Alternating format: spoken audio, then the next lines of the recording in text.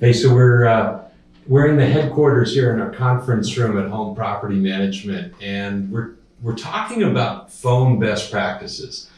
And I'm an old dog in property management. In 1985, when I started in property management, we didn't even have like cell phones. We had a Motorola brick phone, but like it was really expensive. So phones have changed a lot.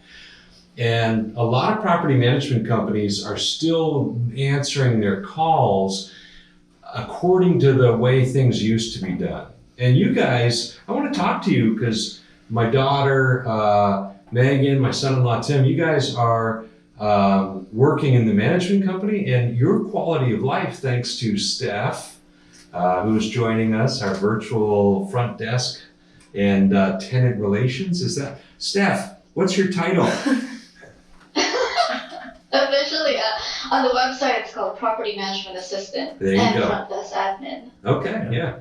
And so because of the way we've got our business structured, we've improved things. Before we talk about what they were like, do you remember what life was like growing up with me as a property manager?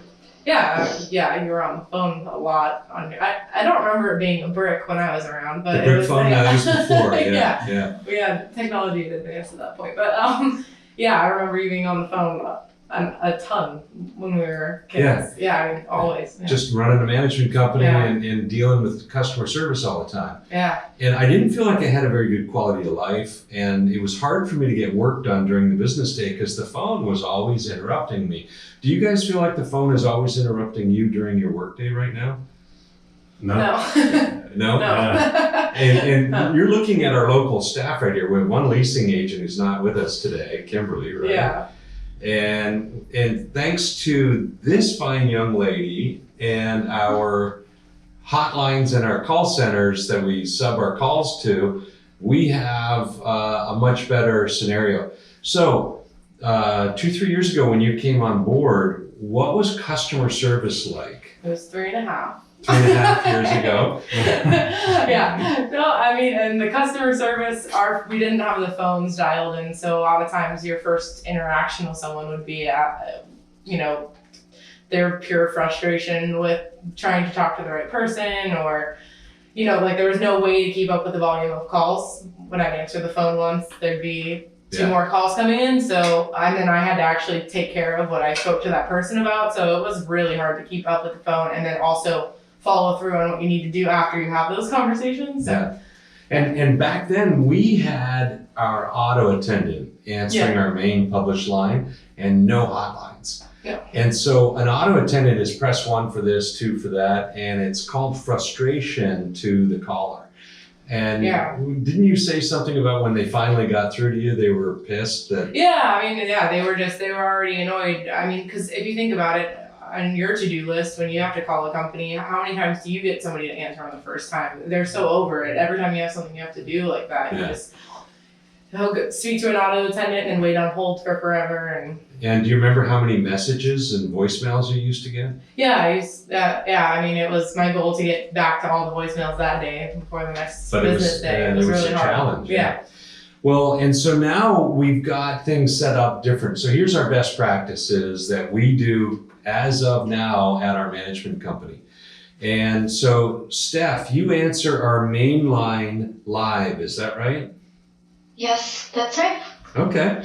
And what sort of call volume do you think you get? Do you, if you had to guess, how many calls in a day or how many calls in an hour? It really varies because right now I only receive less calls than the usual. Okay. Like maybe less than 15. Okay. If it's really slow. Yeah. And it doesn't come that much when it comes to how soon I'm going to receive a call. It can't really predict. Okay. Maybe because if it's really slow. So it's slow right now because it's January, but in the summer you probably are going to find that you get more than 15 calls in a day. Yeah, that's right. Yeah. And so part of the reason why we have a lower volume of calls is we have hotlines. And the first hotline we have for our best practices is our leasing call center hotline. And so We estimate between 60 and 70% of our phone call volume to our management company is the leasing line. Yeah. And so 60 to 70% of those calls are going to Virtually Incredible's call center. Yep. They answer those calls for us 24/7. How many leasing calls would you say you get a day or a week? Very little. Yeah, very little a week. I would say maybe 2 or 3 a week. 2 or 3 people bypass and somehow land in your lap. Yep. So 2 or 3 leasing calls. Do you get any? I don't, maybe like once or twice a month. Okay. Yeah. So our leasing calls are really going where they belong, to a call center that answers them 24/7, 365. Another hotline we have is our maintenance is outsourced, Yep.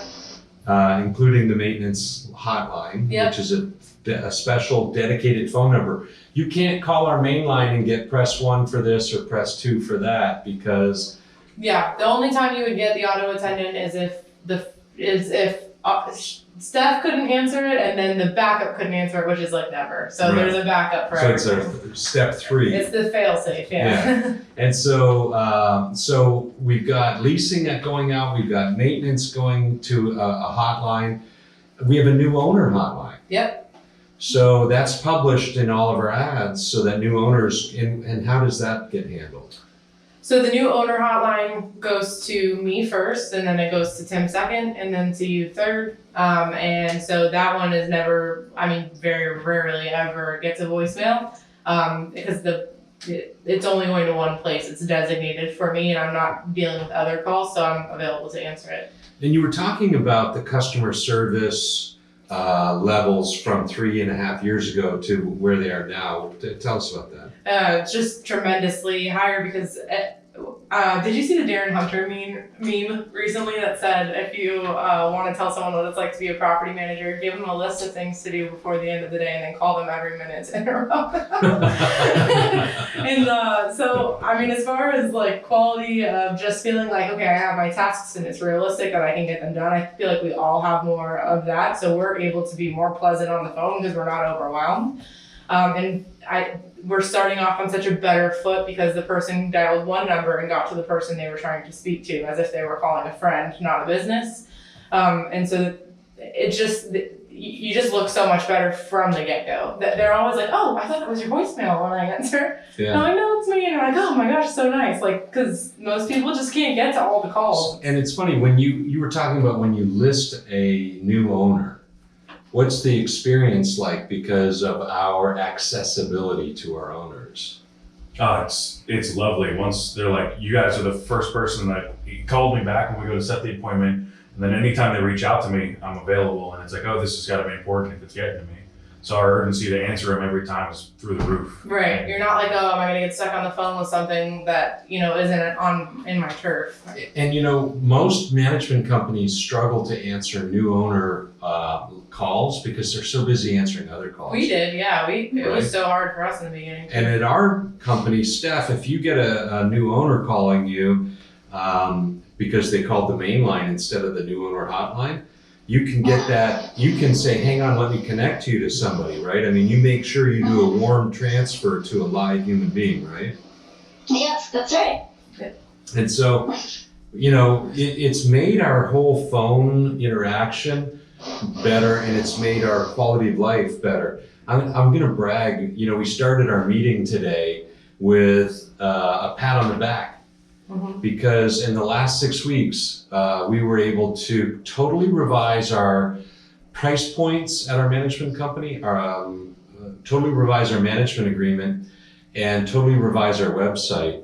And we could do that in 6 weeks because we actually have that 4-letter word called TIME. Yeah. Right? Uninterrupted. Right, yeah. Yeah. And we were able to, get some stuff done. And so I'm real proud of, what we were able to accomplish, because in this meeting, we probably had, during this video right now, calls to our application hotline, calls to our maintenance hotline, calls to our leasing hotline, and none of them, including our front desk person who's been on this call with us for this period of time, were interrupted. While we could shoot a video with you, what time is it?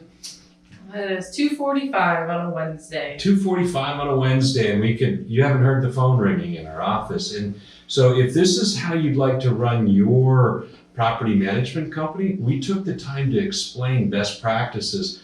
I'd like to tell you in closing something that really makes a difference to me, and that is I didn't want my daughter and my family to be in the same trenches that I was in. I grew up doing property management, and it was hard, grueling work, customer service, angry people, not enough time to call people back when I should have had those calls handled well the first time.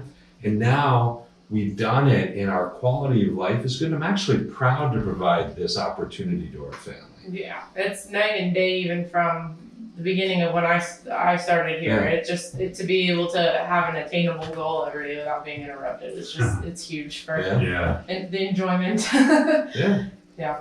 Well, so my other son Logan is our sales rep with Virtually Incredible, and look us up if we can help you with your phone system. And we'd love to help you with our call center to give you the quality of life you're looking for at your management company. And thanks for watching our video about best practices. And say goodbye to Steph in Manila. Thanks, Steph. Yeah, thanks, Steph. We love you. Take care. Bye. Bye.